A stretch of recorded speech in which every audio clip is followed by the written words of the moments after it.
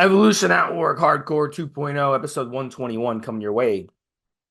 Today we're going to follow up our last episode about logging. We're going to talk about the best Evolution at Work forums logs. This is going to be presented by Pharmaqo.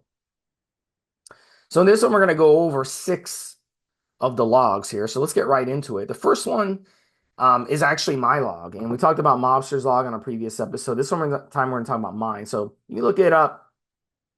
Steve SMI is my username, and my log is called Why Fasting Helps You Live Longer, Helps Build More Muscle in my Prolonged Fast log. So this one originally started about 2 or 3 years ago, and it was originally a log that I was going to put up to show you some studies on fasting, charts on fasting, to show you what happens during a fast, and to educate people, because a lot of people don't understand the way the body works, okay?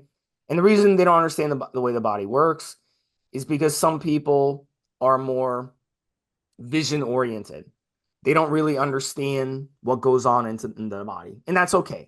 It's just like a professional football player who, they just run the play the coach says, but they don't really understand the logic behind the play. This is why players play and coaches coach. So in this log is really interesting where I switch things around, where I become the coach, I become the professor, and I'm showing you how things done.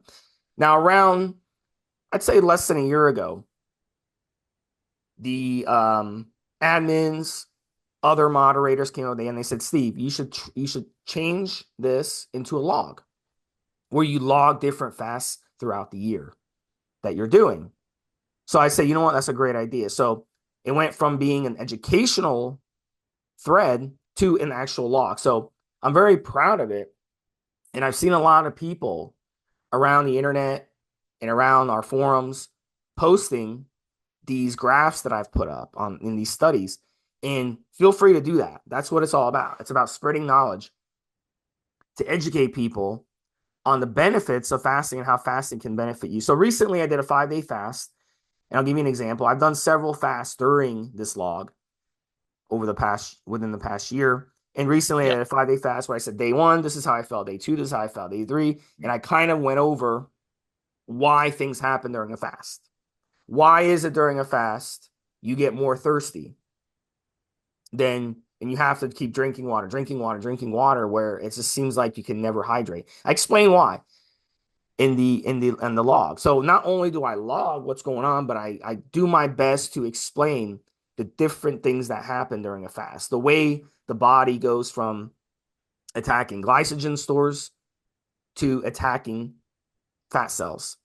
Let me ask you a question, Steve, because I think this is we're going to talk about other logs, and part of that is the mental as well as the physical process of what's going on, and something that's kind of obvious to me and you from time to time. We will see people train when they don't really know why they're training that particular way. We will see people eat certain foods and not be aware of the food's effect on their bodies, and so on and so forth. And this is, of course, why an enormous amount of people, a good percentage, should I say, realistically, use coaches or use PTs, because that process, if you like, is taken away from them and it simplifies things in a way.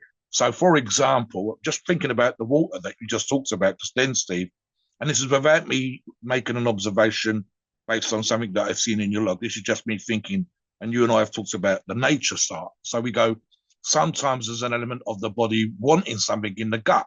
One of the dietary tricks is drinking water to fill your stomach so that it feels like there's food there when there isn't. And so you don't feel like you've got an empty belly. So therefore you're not hungry. There's an element of that going on. And something else, of course, is that we know just how important water is to life. So tell me about the water. Why specifically, and this is more of an educational thing, why Steve feels the way that he did during the show, during the fast, etc. Why does your body want more water during a fast as opposed to when you're eating? Yeah, one of the big reasons why is a lot of the water we get is from our food. Even when you eat rice, when you cook rice, how do you cook rice, Mobster? You cook it in water, so it absorbs water. Steak, beef, organs, whatever, proteins contain water, okay? Yep. A percentage of it is water. So you're getting water from your food. Now, when you stop eating food, you're no longer getting water. So that's a big reason why, you're going to need more water. And also because your body, the way your body is utilizing energy, it's very, very important that you understand the way it changes during a fast. And what happens is your body starts, your body starts expelling more than it's taking in. So, Yep. and one of the big things is you'll notice you can get ketone strips from the grocery store and you could piss on it and you'll notice ketones coming out. So what a big part of that is, um, those fat cells are being excreted. They have to be excreted some way. Okay, they have to Yep. come out some way. So they're usually going to come out through your urine. That's the most efficient way. And your bowel movements are going to slow down and stop when you're deep into a fast. So it's not going to be able to come out through your bowel movements. So it has to come out through your urine. So it has to be flushed through your urine, right? Your body has to flush it out. So when you're peeing, obviously you're dehydrating yourself and your muscles are getting more and more flat in the process. So your muscles aren't shrinking. You're not losing muscle tissue when you're in a fast. But what you are doing is losing water out of your muscles. And of course, your muscles are made mostly of water. So you'll notice on a fast, your muscles flatten up, which is completely normal.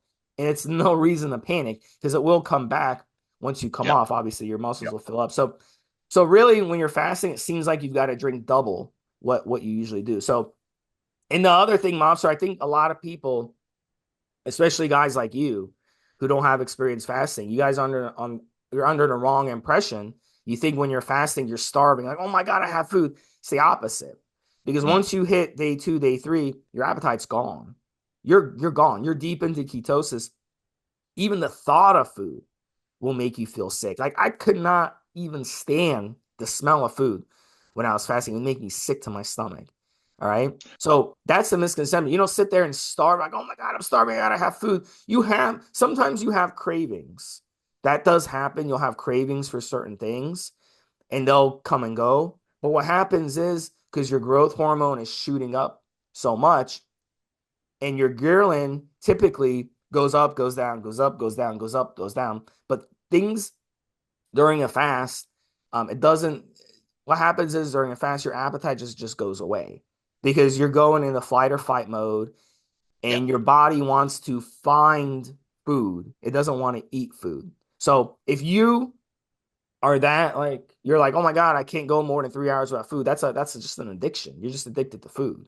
That's not really your body being hungry. Yeah. So Let me jump back in again here, Steve. You and I have talked about somewhat that specific last thought of yours. Reminds me of something you and I have talked about. And bearing in mind, I've actually worked in the food industry, including towards the end of that particular time for 7.5 years. I worked with the section in the company that I worked at that time with, and I wasn't in that section, the product development.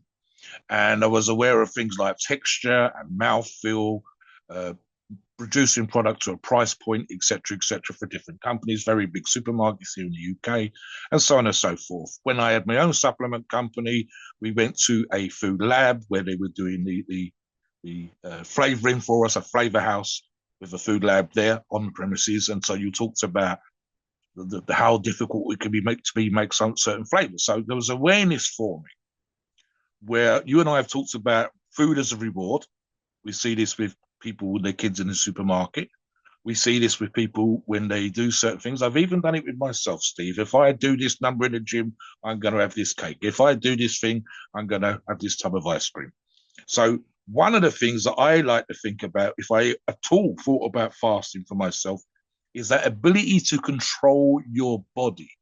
Now, listeners will be well aware of the ability for many of them to go in the gym and smash it, to do the stuff in the gym that requires a great deal of effort, a great deal of motivation, a certain level of consistency, above and beyond what the average person in the street does. Because the average person doesn't go to the gym, doesn't get involved in the grind, doesn't meal prep, isn't really nutritionally aware as they should be, does do a lot of the food rewards.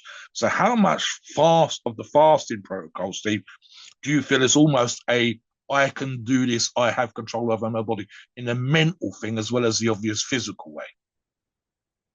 yeah, and I think people make too much of a big deal about fasting. It's not that hard to do. But like I said, um, people whenever they get stressed out, they want to go eat. Whenever they, it becomes a habitual thing. And that's the thing that people do. It's Watching, cultural, Steve. It's cultural. If yeah, you had people over, you'd have food for people coming yeah, over. yeah. Even if it's a Watching snack. t watching TV is another Yeah. issue. Watching the game, you want to sit there and you want to eat. You want to stuff your face while you're watching the game. So a lot of that factors in. So let's move on to the next one. Dominion 7, and his log is called My Cup Before Thanksgiving Cycle. And let me talk a little bit about him, and I'll bring in Mobster. So a couple things about Dominion. He's 57, 228 pounds, 6'1" in height. He set a goal to recomp and weigh 200 pounds by the end of this 12-week cycle, just in time for Thanksgiving. So the cycle he put together is he's already on TRT. So he runs 100 milligrams a week of TRT, and then he added Test Sip 250, Deca 300, and then Anavar 25 milligrams twice daily. So that's his cycle. And let me tell you a little bit about Dominion, his character. So one of the things I like about and I respect about Dominion is he posted a picture of his family, very, very nice family when he was on vacation. He takes his family on vacation. He's a family man. And he also has a guy in the picture. And one of the other members asked him who that guy was. Who's that big dude in the picture? And Dominion said, well, this is a teenager whose parents pretty much abandoned him. I can't remember the reason. Maybe they were on drugs or something. So he basically took him in. So essentially, I don't know if you know this show, Mobster, called Family Matters. Urkel, have you heard of that? It was big in the 90s, late No, 80s, 90s, no, with no. Steve Urkel. He was like a nerd next door. He lived next door to this family. And he'd come over and annoy them. So if you're in America, you know exactly what I'm talking about, especially if you're my age. But that was a situation where this kid came over every day. He'd annoy the neighbor, annoy the neighbor. Neighbor hated him, It was like Dennis the Menace type of thing. But over time, he built up like a father-son relationship with the kid, and he ended up basically adopting him because his own parents left. They like moved across the world. So it's the same thing. Dominions he's a good man, and that's something wonderful to do. I wish I had the economic resources to do that as well. And I know Mobster, you feel the same way, where you could take in. I've taken in stray animals, but Yeah. taking in a teenager, that's a great thing. And a teenager definitely needs that structure and that love for them to be successful in life. So that tells you what kind of guy Dominion is, and that's one of the reasons we want to talk about his log. Another thing about Dominion, um, he's done an amazing job. This log is his recent log, but he's done previous logs, at least two previous logs. And he's made such a big change. He posted blood work during this log. And what was amazing about the blood work he posted, Mobster, is his numbers were clean. He went and got tested. His heart health was clean. How many people in Yeah. their late 50s in America, in the Midwest, with his type of size, being 228 pounds, have clean blood work? That just shows you the changes that he's been able to make already. And once he reaches his goals of being 200 pounds, he'll be in even better shape. So that is great, a great and a motivational transformation. Mobster? Let me bring two thoughts to the table here, Steve. I'm reminded of two things, really. One is the age, and I'm going to focus on that briefly. Okay, so, and this is just a percentage of population thing, but even sometimes that percentage of the population which works out, like again, the majority of our listeners, our demographic is a relatively young demographic. I'd argue, Steve, that we're probably looking somewhere between 20 and 30 years of age. A very few under 20, maybe 18, 19. But again, the majority are between 20 and 30 years of age. So there's, ironically, for the younger listener, the younger part of the demographic can't get the head round people training, working out, etc., etc. And this is kind of weird situation that even again the man in the street, we occasionally see this on the forums where someone said, "Can I still gain muscle if I'm 50? Can I still gain muscle if I'm as per Dominion here, 56, 57 years of age?" And the argument is yes, of course you can. Okay, so the great example here is to the older person. I'm almost a sort of an outlier, Steve, in terms of the sheer amount of times that I've been training, the things that I've been managed to achieve over the time. So I will constantly say on his podcast, oh, I'm 59, I'm 60, as I am now, and so on and so forth. But the sheer length of time that I've been training makes me a bit of an outlier. Dominion isn't an outlier. Dominion is a guy who's been determined to do something and make a transformation, as Steve just said, with his blood markers, etc., his heart health. And I don't think he's been training all his life here, Steve. So the thing of it is, he's been training long enough, and that makes him I won't say he's average, but I'm going to say that he's close enough to average, that is going to inspire and motivate others to show you that doesn't matter what age you are. The ideal age would always be the younger ones. The younger one with a better recovery, you're more likely to gain muscle, etc. But Dominion is showing you that regardless of where you started from, regardless of what age you are, we've got guys that have been massively obese that lost loads of weight. Again, I don't think Dominion was 300-400 pounds, but he had transformed his physique. He has maintained a level of health, and so on and so forth. So that's the first part. The other part, which I was reminded of in your initial comments about taking on this other person's son, child, whatever, something that we do both with this podcast, something which we do specifically with the logs and on the forum, and I think you and I have done this, and we've actually even had it done to us, and that is that we are able, well, I've had mentors, specifically one that springs to mind. I know that you had a mentor, someone that advised you when you were benching in the gym, and they got you to good numbers just by saying certain things to you. One of the things we're doing with this show is we're putting out information to people. And again, it might be the case that when you're in the gym, we're occasionally able to say something nice or positive. Joey Swole would love some of the things that you and I have done, you know, whether it's cheering someone, going up and congratulating one of the girls, one of the guys, if they hit a PB, and so on and so forth. So in their own little way.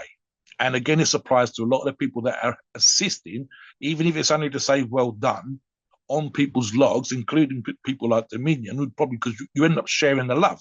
You do that because you have a passion for the sport. Dominion's taking it to the next level in this particular example. So talk about in the way, Steve, that we, Dominion, yourself, myself, and other members with these kind of logs, we're helping other people. I say Dominion's taking it to the next level, encouraging someone to train, keeping them out of trouble, giving that kind of support. We do it in our own little ways. He's just a little bit of a level above us. So talk about that a little bit. Yeah, and that's one of the important things about these laws. It's not just to help yourself, it's to help others. And have others kind of see and get motivated, as to what you're doing. So it's really, really cool to see that. And that's why we wanted to talk about it. But so far he's doing great. And he's done a complete 180 with his diet. His diet originally was so bad. Now his diet is much cleaner. He's eating cleaner foods, and his results are really paying off. And it hasn't been always smooth sailing with him. There's been some instances where he's wanted to quit, and we've, convinced him, no, don't quit, stay on the form, because if he does quit, he may fall back to where he was before. But he's still Yeah. going, and his workouts are on point. And I'm just scrolling through his log, and I'm looking. He's been consistent with his training, and he's been always doing it on point. And he's, lives a really, really good life, really. I made some mistake with my show notes because I got them in confused with a number of our members called SF Dom, and who lives in San Francisco. And one of the things that echoes the similarity between the logs is that occasionally SF Dom's disappeared for a week, gone on holiday, got a bit crazy, and then you come back and you encourage him, the same as we do with Dominion. We know that you're going to have those days. We know that life and stress comes along. We know that there's sometimes training's fucking amazing, and then there's one day when it's awful, and it can get under your skin. It can annoy you. But then you've got guys like ourselves and other people that come on and say, listen, just fucking get back on that horse, get back on the grind. Look at the progress you've made. Look how amazing you are already compared to where you was before. Look how your diet's improved. Look how your energy's improved. And again, when you get back on, you show the reality of how difficult it can be, but you also show that it's not impossible to recover from a break, from a mistake or whatever else. And again, you are putting that information out for other people. And even if it's just a little bit of the insight into the mindset, none of us are 100 miles an hour all the time, Steve. Sometimes we ease off the gas. Sometimes do we need to reset what we're doing, and so on and so forth. And yeah, I don't think there's a log out there where life or something happens, whether it's just work. We're going to talk about that one in one of the logs we're going to discuss in a moment. Where just recently we've had two or three members running logs on the forum where their work life, as it gets towards Christmas and the season of goodwill, their work, and I've had this in the past with jobs I've done, has gone fucking crazy, and they're finding it real difficult just to get enough time to sit down for 5 minutes to come online and post their logs, talk about their foods, put pictures up of what they're doing, etc., etc. Because, and I think Pigsy, who we're going to discuss towards the end of this podcast, is a great example when they're bringing in the grapes at the vineyard. 16, 17-hour fucking days, Steve. How the fuck does he do it? So Dominion's a good example of normal stuff that happens to normal people, like getting back in the gym, kicking ass and taking charge and not letting that little bump in the road upset you because too many people would do that normally. That's the reason why most people don't last beyond 3 months. Hell, Steve, 2 weeks sometimes. It's difficult, it's hard, life's hard. Get in there, fucking kill it. And Dominion's a good example of that. And then you'll see transformation pictures, and then you'll see, we talked about, great results because his food's better, because his training's better, because his head's screwed back on. And here we are with amazing health benefits to his heart. And again, at age 57, showing you that it can be done. Back to you, Steve. All right, next person is named Odamn, Ohdamn. And his log is called Post-Surgery Torn Pec Recovery, Testosterone Innovate Primabol and Equipoise Cycle Log. So he's currently at the start of his log, which was he started in September, 5'11", 110 kilograms, and 31 years old. His cycle is Test E, 300 milligrams a week, EQ 600 milligrams per week, Primo 600 milligrams per week. Says he had surgery for a torn pec and back surgery. Back surgery was a year ago and pec surgery was 4 months ago. This is an example of someone who went through an injury really, really young, really, really young. And he went through some injury issues. And now he wants to come back. 30 years old. He had all these problems, 29, 30 years old. Now he's 31 years old. So now he wants to spend his 30s enjoying the weight room and really doing it. So he's one of the things about his log, which I like, Mobster, is his training. It's very, very disciplined and it's very on point. Like, I'll give you an example. Yesterday, he did a workout. He did 4 sets, front squats, 100 kilos, 8 reps. 4 sets, hack squat machine, 270 kilos, 12 to 15 reps. Then he did a Bulgarian split squat, 30 kilograms, 3 sets, 8 reps. Then he did a leg extension machine, 100 kilograms, 15 reps, 4 sets. And then he finished it with seated calf raises, 4 sets, 75 kilos, 10 reps. And he posted pictures of the machines he was using. So really, really cool.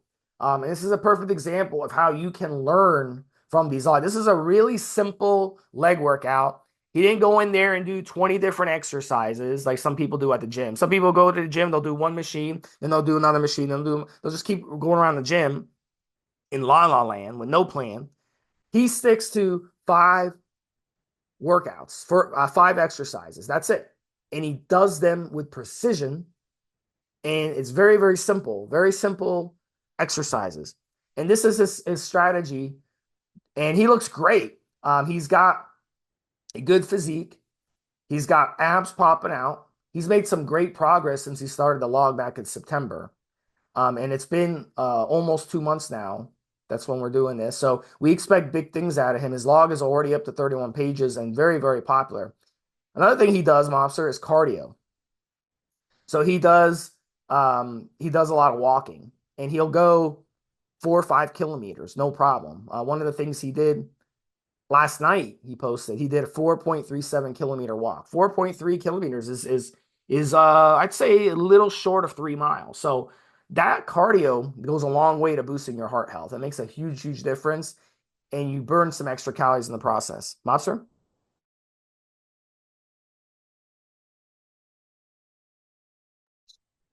Mobster, you want to talk about his log? Yeah, sorry, I was on mute. So, positive and negative. I don't like the amount of gear he's using, but it works for him. I don't like the idea of most of our members using 2 grams there or thereabouts. And I looked at his numbers for the most recent cycle. Everything altogether is very, very close to 2 grams a week, but it's working for him. So that's a negative and a positive at the same time. Positive, which I think is huge, huge, okay, is arguably, and I've been around this game long enough, we've all seen the videos of people that have trained with Larry Wheels or whatever, the Larry Wheels curse, 2 or 3 people that trained with him over the last 10, 15 years that have had pec tears. You can literally see the muscle coming off the bone in one of the videos. In fact, I saw a meme about it this morning. It was almost tongue in cheek, but horrendous. And I know Larry's even some man has said that that person is still recovering, and that's over a year later. I'm also familiar with pro bodybuilders back in the 90s and 2000 that had pec tears.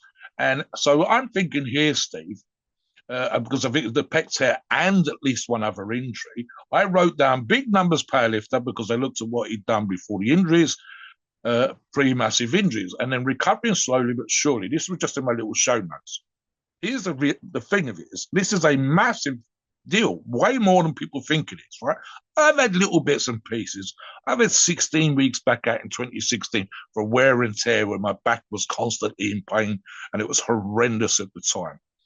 I was lucky in a way, and I think Odam has the same example, that my mental process for me, and I would assume his was the same, was that what happened to me wasn't a permanent thing, that I thought I could recover. I did the rehab I was supposed to do, and I recovered. What a lot of athletes do, bicep tear, quad tear, lat tear, and especially pec tears for bodybuilders, and to a lesser degree powerlifters, as we're talking about here, it can fuck with your head like you would not believe.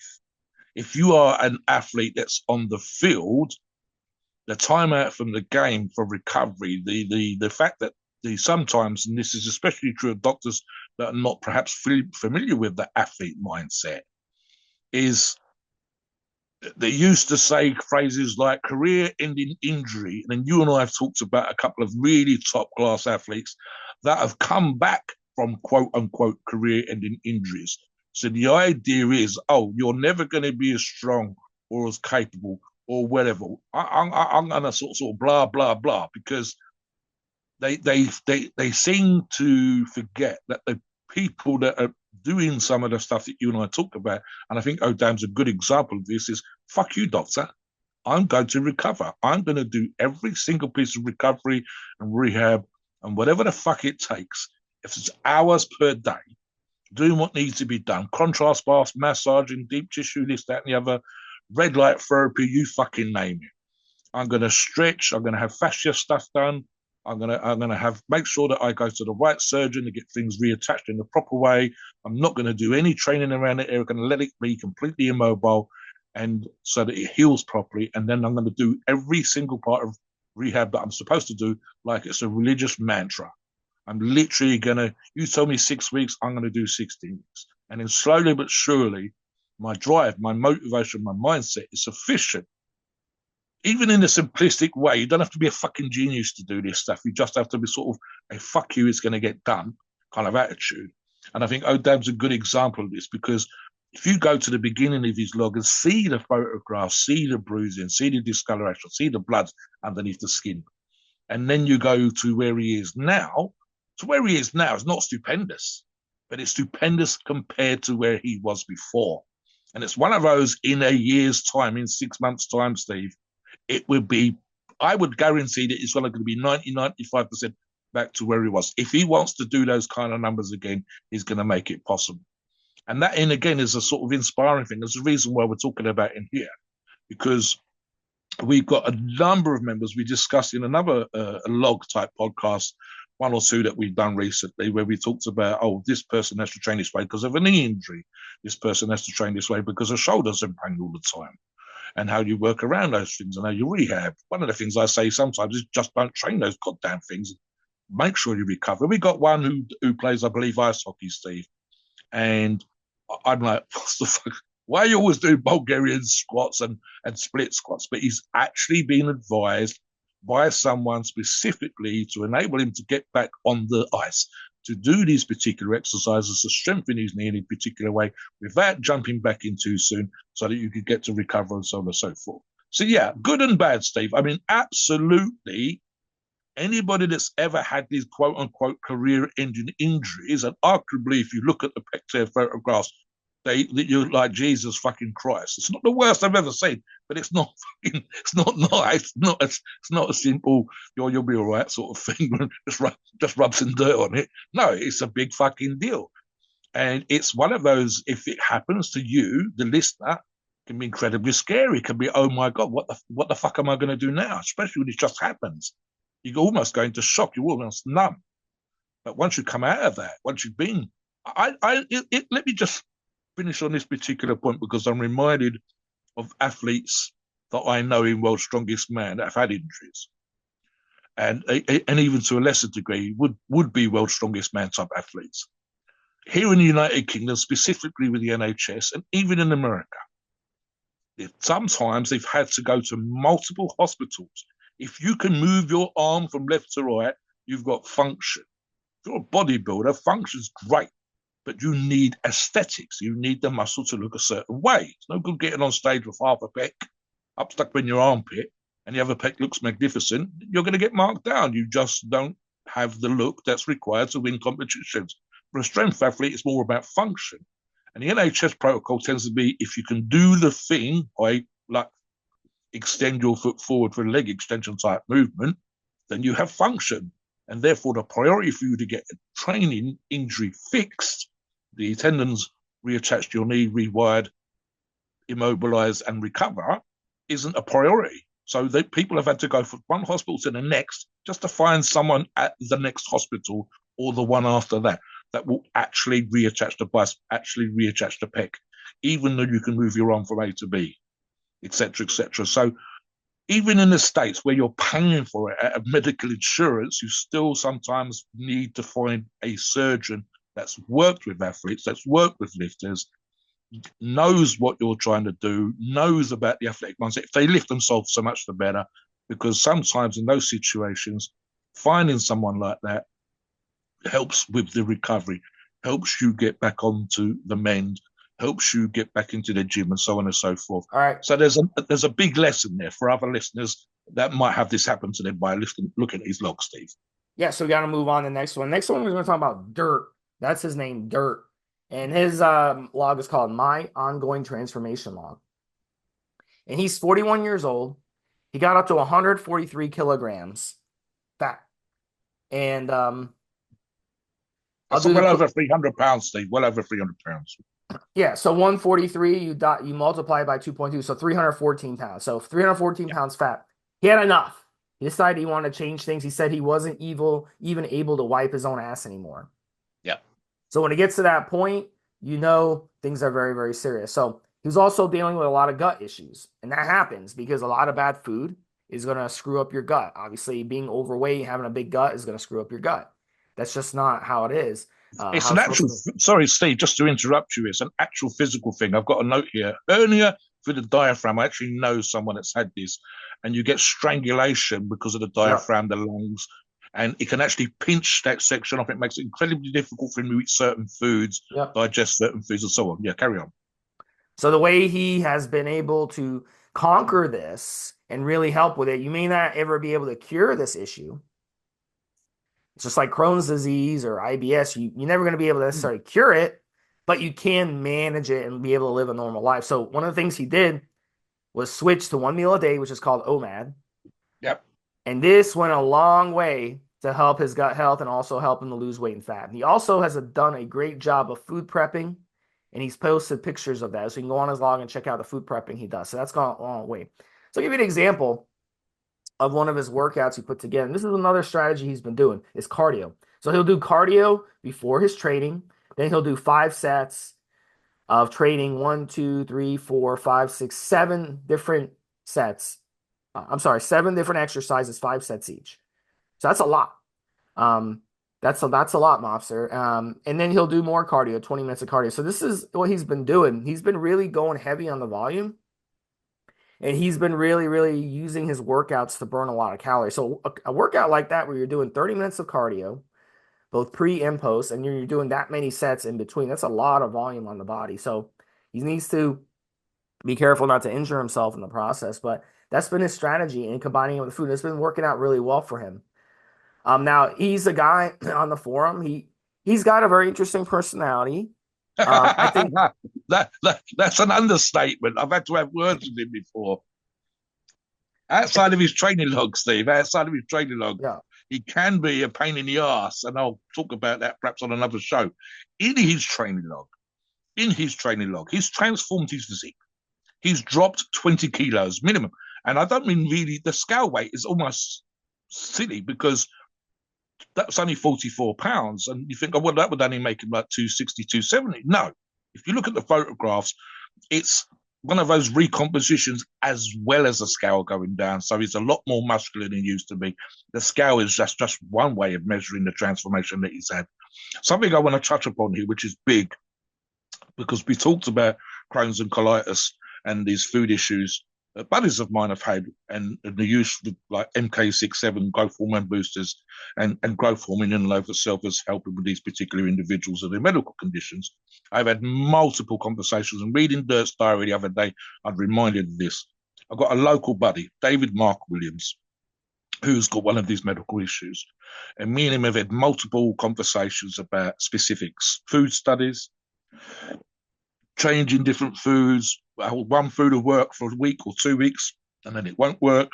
I've literally had to call him an ambulance because he was bleeding out of his arsehole, at his backside. Steve, this was 2 days before he was on stage, and he was 7 hours down at in the ER and A&E, as we call it in this country. So these guys have literally, and I'm including Dirt here, they can't eat certain foods, or they can eat certain foods, but it's only for a little while, or they can only eat once a day, like he's doing, or they have to eat 14 times a day. If you've got certain medical conditions, in case of Crohn's and colitis, you will be in the toilet shitting your brains out, to put it crudely, 20, 30. I've heard of people going to the toilet 40 times a day, Steve, having to wear a man nappy, or an adult nappy, because you are constantly leaking, to put it crudely again. One of my managers in one of the last but two jobs that I've had the strangulated hernia coming up with the diaphragm, very similar. She ended up with like a operation on her chest when she could pop down and see how I was getting on the site that I was working at the time. And we were talking about that. So I'm aware of some familiarity, both with my buddy and with this former manager, of the difficulty.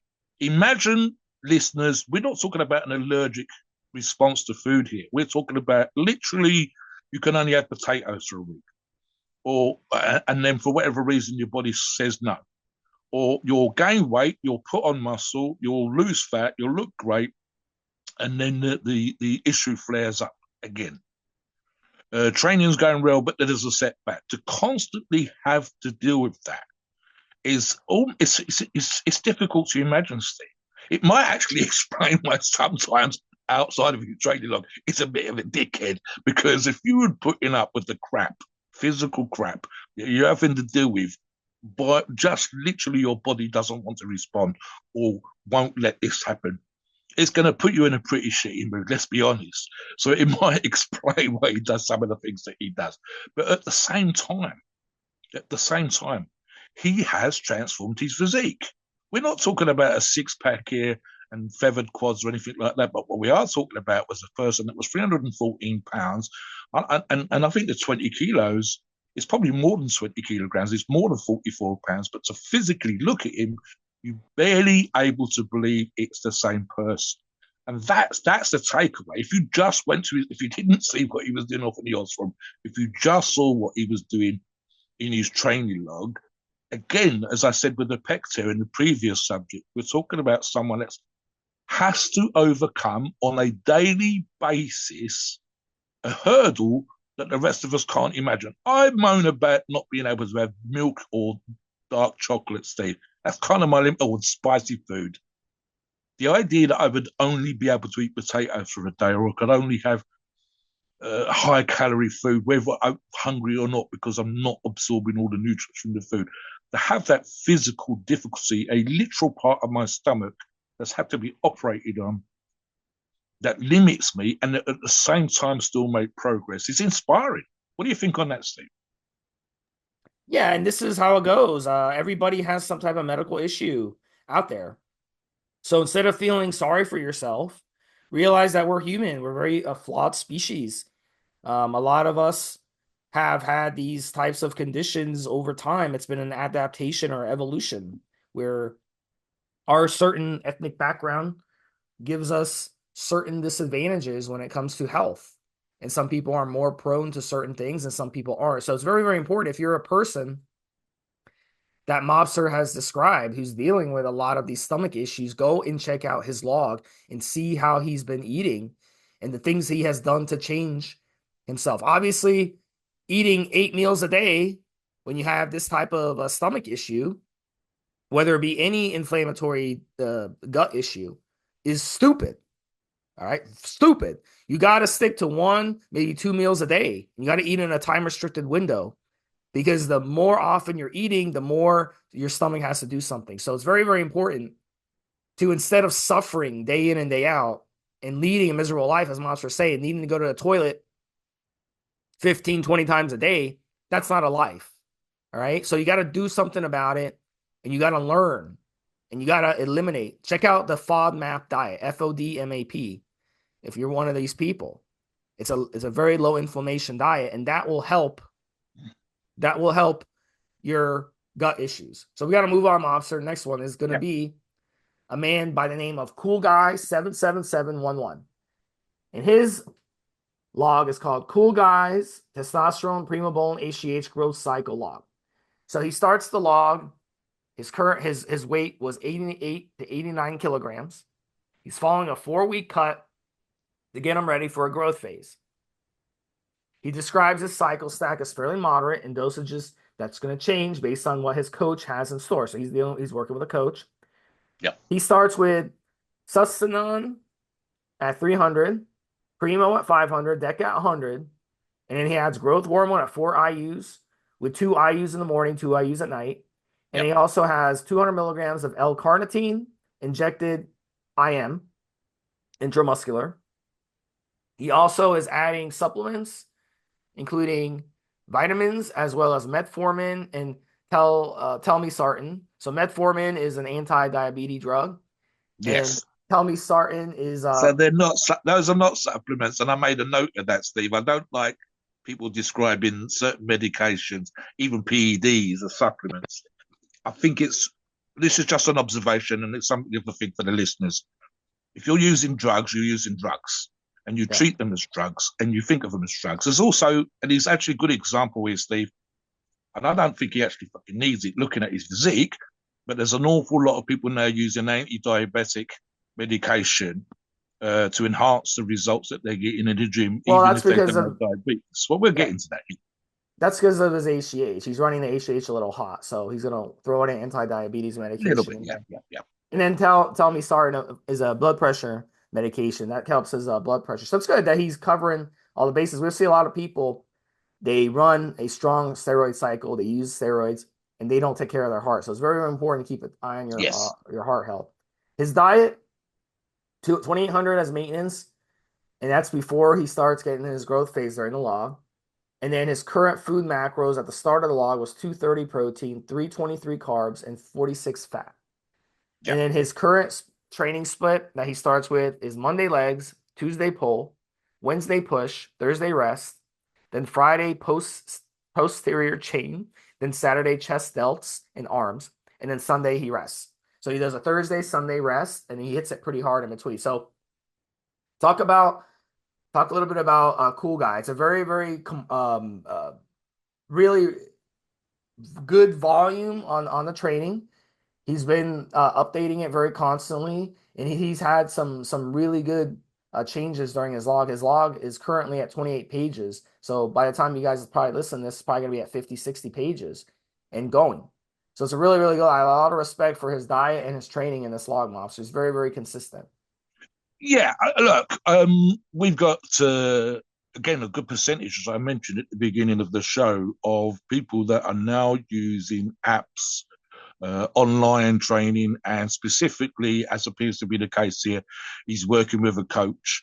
And I suspect what we're looking at, especially with regards to some of the changes here, Steve, is a man that is learning as he goes along by working with the coach, by having the coach manipulate certain variables, and of course, from input by ourselves on the forums. Sometimes you don't, and again, I actually said this earlier, and I think people didn't always understand why they were doing certain particular things. And a coach, I would argue, but again, you're paying by the hour, guys, should explain to you why changes are being made. I've known coaches that have made changes just because it's this time, this is what we do at 8 weeks, and so on and so forth. Look, I've even questioned people on the forum when I said I wouldn't do the volume you're doing, I wouldn't do these exercises you're doing. But one of the things I've also said is if X is working, and X could be your exercise, your volume, your sets, doesn't matter what I think, you're literally getting results in spite of what I think. So this is what's important. Are you losing weight if that's what you want to do? Are you getting leaner if that's what you want to do? So what we're looking at here is as him and the coach work together, they see certain things happen, which is exactly where it should be. And these are either positives or negatives. And then you change something to make it a positive. You manipulate the diet. You 2,800 maintenance calories is probably what he was doing, as we know at the beginning. What's he doing now? Has transformation. Look at his avatar picture, Steve. He's got a muscular physique. He looks to me like someone that will respond quite well. So you look at these kind of things, and then you say stuff like, as I say, I think he's a working joke, which means he's out there doing the stuff and using some of his disposable income to work with a coach. He's got someone that's helping him with the PEDs. So these are all things. And again, this is just stuff that you bring to the form in terms of what you're doing. He's not especially muscular, although it does look like he's got some very good potential. The body weight is on point for the size that he is. And so the fact that he's got a slim waist at his height and has that muscular physique is good, which means if the coach is good, if he asks the right kind of questions himself as a client, if we say, oh, why has the coach done that, which we occasionally do, that might prompt him to go back and speak to the coach. I've had this input. These guys have been doing this for a long time. Why are we doing this particular thing? And that might mean something gets to change again. This occasionally happens, Steve. We don't know, and this is not a negative or positive, but we don't know just how qualified or experienced your coach is. So sometimes this doesn't apply to Cool Guy, but we've literally had people come on and ask us questions based on the advice a buddy gave them about a steroid stack. But there's no mention of that. There's no mention of cardio. So we ask these questions not to negate the effects or the work or the experience or the knowledge of your coach, but just sometimes to prompt you to ask the coach to get that answer. So at least you have an understanding of why you're doing what you're doing. So I suspect there's an element here, Steve, and it will get better as he goes along, of learning about his own physique. Perhaps just literally, this is a good example again, Steve. I think it's the gun to your head analogy, why we sometimes train better and eat better with a coach than we do when we're not coached. And it's silly in its way because of the amount of information that's available to us now, including these podcasts, versus having someone there push us, make us get through the whole workout in the same way that a good training partner was, and ultimately, arguably, get the best results. So I even used this analogy the other day when I was talking about millionaires. And the millionaire is really, really good, perhaps, for example, Steve, at selling, I don't know, boot polish. But that doesn't make them a great painter and decorator. That doesn't mean that they're really good at cleaning the pool. That's why they employ these other people.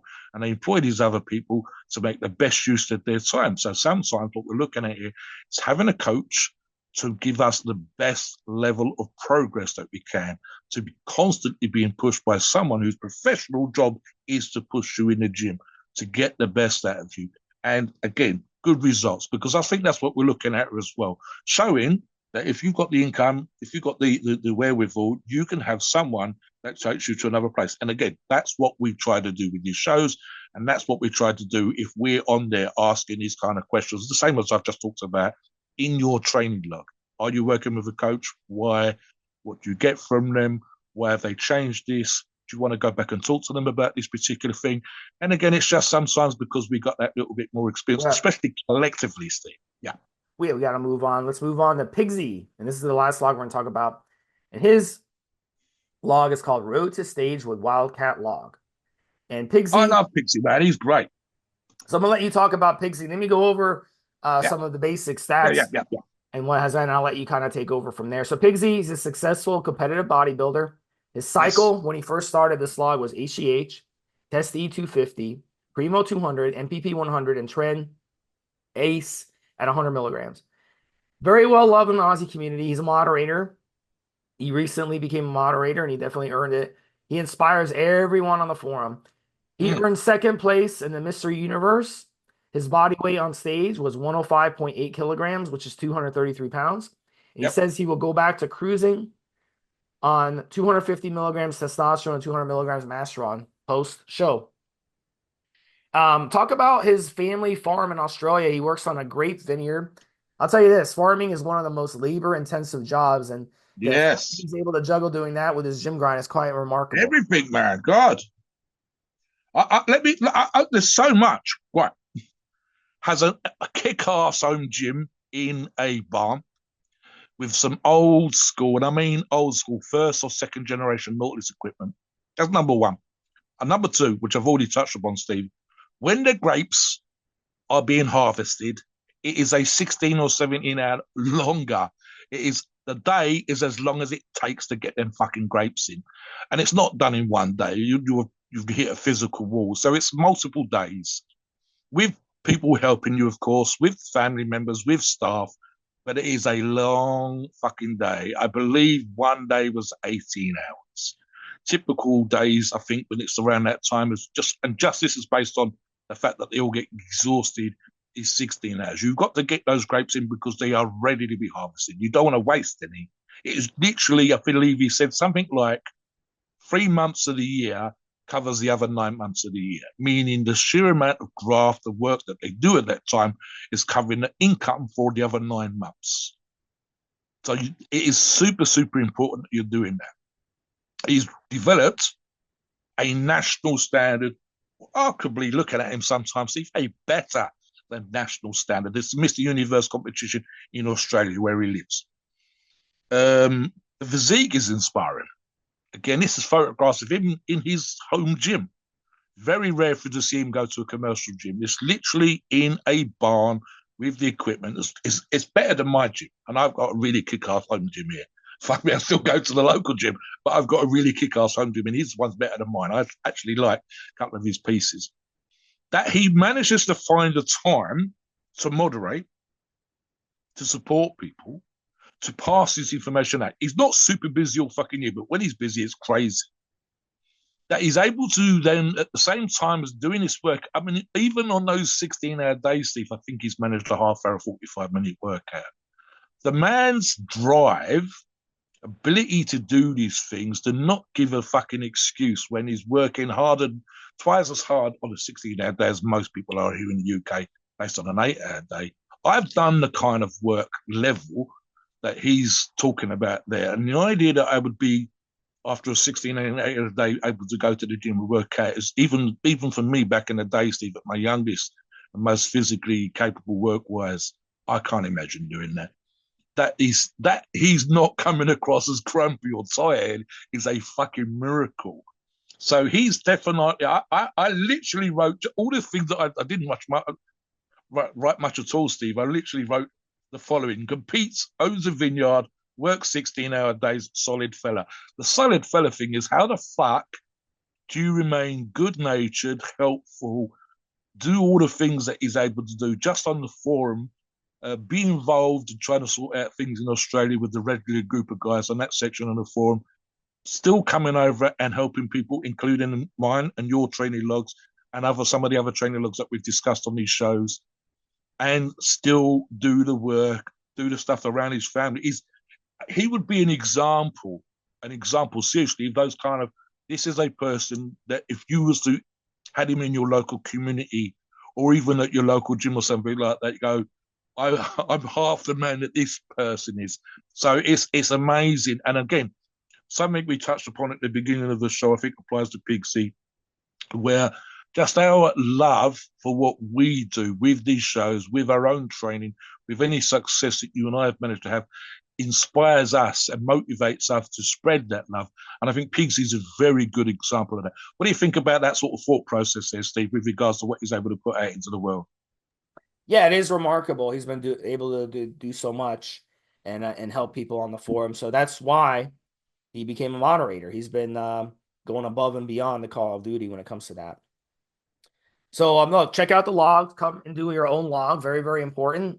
And you can really, really push yourself to do the best you can do. So let's talk about Pharmaqo, Mobster. Why don't you touch on Pharmaqo for the last 5 minutes? Listen, guys, we talk about this on a regular sponsored shows and why we support and recommend certain particular brands and why these particular brands catch our eye. So imagine if you're new to PEDs, you're new to these podcasts, and you hear us talking about a company. So one of the things that I like to get you to do is I even turn around and I say, Steve, I said, don't take it from us. We're doing a show. This big company is allowing this podcast to take place. We're talking about their products. So we might be a little bit biased. So what do I recommend you do? I said, look, go away and either find a Pharmaqo website itself or a company that resells their products, aka a reseller. Go and look at their products for yourself. Okay, look at how their products are presented. Do they look professional? Do they look like they should be a pharmaceutical quality steroid, a pharmaceutical quality growth hormone, and so on and so forth? Are they presented in that particular way? I've seen, and I understand those particular markets, there are still companies where they not really bothering with the labels, or the labels are out of necessity super simple. So we recommend companies like Pharmaqo where that's not the case, literally in the way that the product's presented. So that's number one. Then you get into, right, if I decide to buy a Pharmaqo product, just how good is it?